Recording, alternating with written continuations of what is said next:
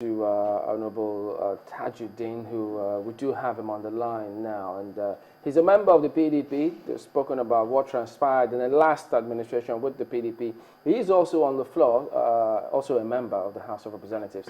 Morning, Honorable, and thank you for joining us today. Could you give us your impression of what is going on now? Because from the look of things, can the House, that was the question we put to Honorable Patigi, can the House overcome this rancor and face the legislative functions of this 8th Assembly?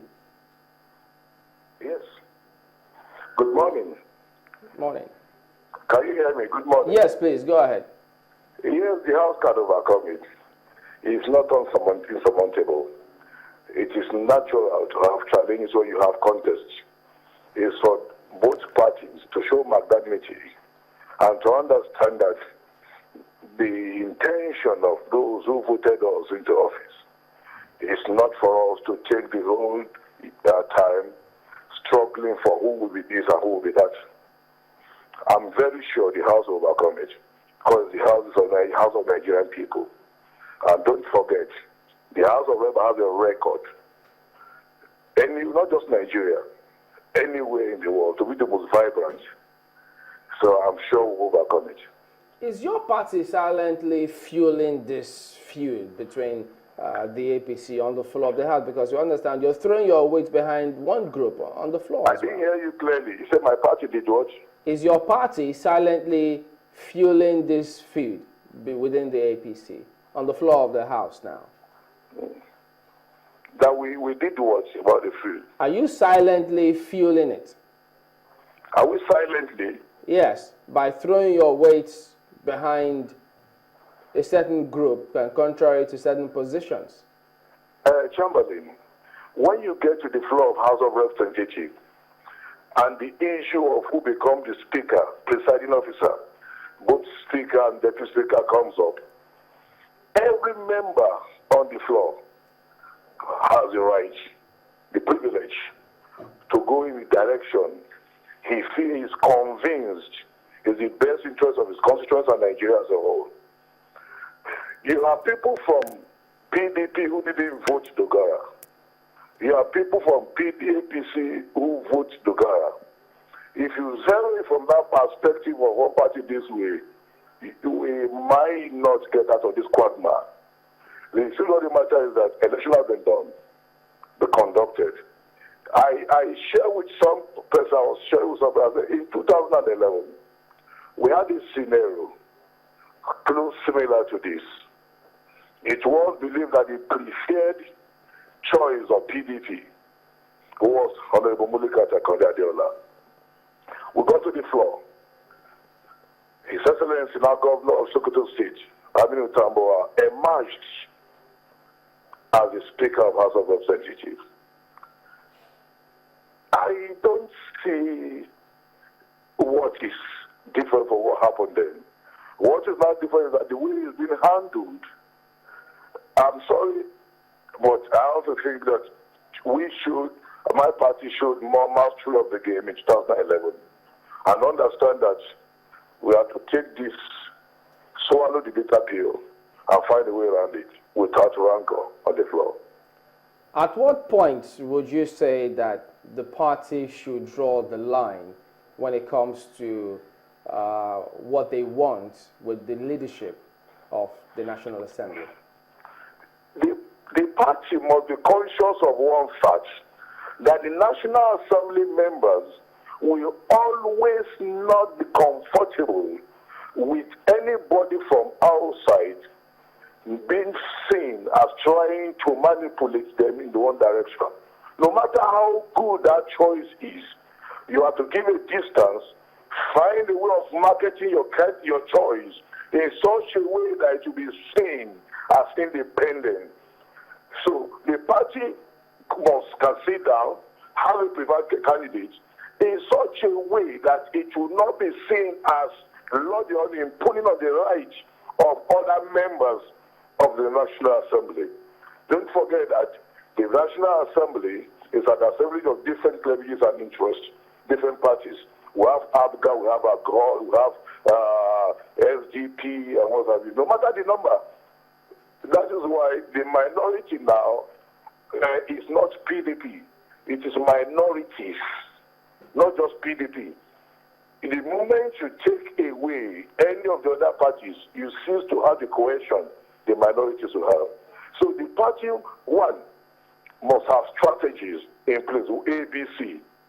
If I take this first step, if I don't get my desired result, what's my fallback mechanism? And I really want to advise, because I don't want to talk about what is happening in the other party. I am not a member of the party. I'm a member of House of Representatives. So my interest in the stability of the House and for us to move forward and deliver the deliverables to Nigerian people. I would say they should borrow a leaf from what happened in 2011. Mulikat emerged as House leader, but not through this procedure and manner in which they are carrying out theirs. It took over 3 months of negotiation without noise, pleading, appealing to conscience before Mulikat emerged. Mulikat went around almost all members, even opposition members, because the leader of the House is not the leader of a party, he's the leader of the House business. He has a responsibility to lead the House, coordinate the affairs, present the government position and the House position on the floor. So he has a responsibility to even me. So what you're saying is that even though you do not have any role in electing the leader who eventually becomes leader, you're saying that this decision must be, he must appeal to the conscience of everybody within the House of Representatives. Is that what you're saying? I gave you an example of what happened in 2011, and I want you to go and cross-check that Mulikat reached out to the opposition. I'm asking if the opposition has a role in electing the leader of the House of Representatives. No, your intention is to have a stable house. Is to have a stable house. So don't you reach out to the members after you have emerged leader? Isn't that what happened? So, listen to me, my friend. If you are going to lead me, you have responsibility to understand that my idiosyncrasies and opinion are so in such a way that not being saying that you have been forced on me. What I'm saying is that they should take a leave from 2011, where they didn't read it on the face of this paper. They were vehemently against Monica becoming leader. But it was meetings, no letter was written, consensus was built regularly. We were meeting every day. Are you saying then, Honorable, sorry to interrupt you, but are you saying that the PDP had, as a party, had no role in the emergence of Honorable Mulikat Akonde-Adeola? Is that what you're saying? No, that's not what I'm saying. I'm saying that the PDP took time to reach out to every of its members and even opposition to make sure we have a seamless appointment that will make the House work in harmoniously in such a way that the principal officers and whoever that is not on the other side right now will feel comfortable that whoever emerges as House leader. Because don't forget one thing, they are all principal officers. They have a responsibility to work in harmony. So the process of the emergence, that's what I'm saying. I say we could borrow from 2011. Flip back. How did it happen? Honorable Yusuf. The essence of having precedent is so you to, go back and draw from such experiences.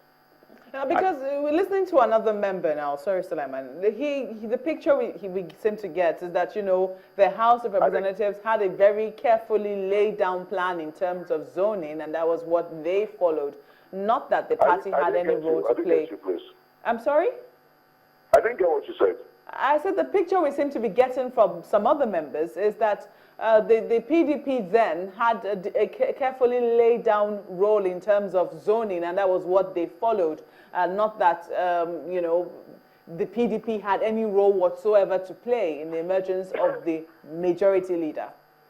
Yes, there was zoning, and the speaker was zoned to Southwest. The Northwest took the speaker. So by implication, what has been zoned to Southwest is not available. It's on the table again. So the party felt that Southwest cannot be left empty-handed. Because SSGF had gone to Southeast by then, if you remember. And it was announced a few days before inauguration. So the party felt we should have Mulikat as our leader. And because the election was just held, there's a lot of divide, opinions and emotions are involved. So at the time when it was taken, it wasn't announced. But we did have our position.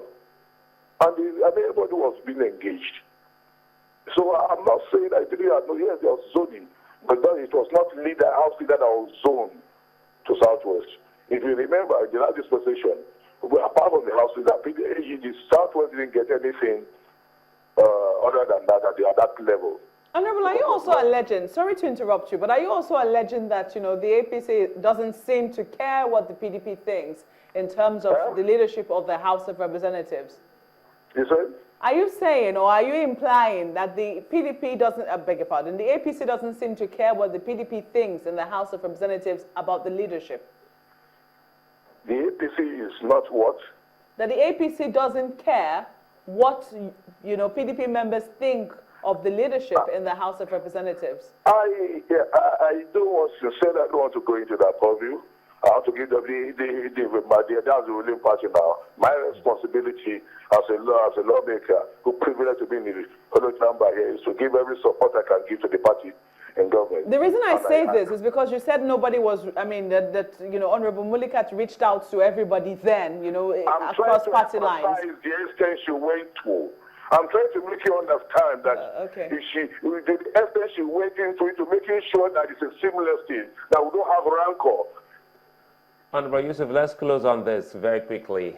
For some who are a bit confused as to what is happening in the National Assembly, tell us what you think is the business of the National Assembly. What is nationalistic in the National Assembly if Honorable Patagi would be narrowing it down to zones, to tribes, to individuals? How does the business of the National Assembly go? Zoning is part of we can't do away with zoning, whatever we are doing. It has, as of now. I wish we can work without zoning and just zero on competency and whatever, but that's what we have now. Even in showing of committees, zoning is coming. That's committee leadership. Right. Zoning still apply. Okay then, we have to thank you for talking to us today, Honorable Tajuddin Yusuf. Thank you very much.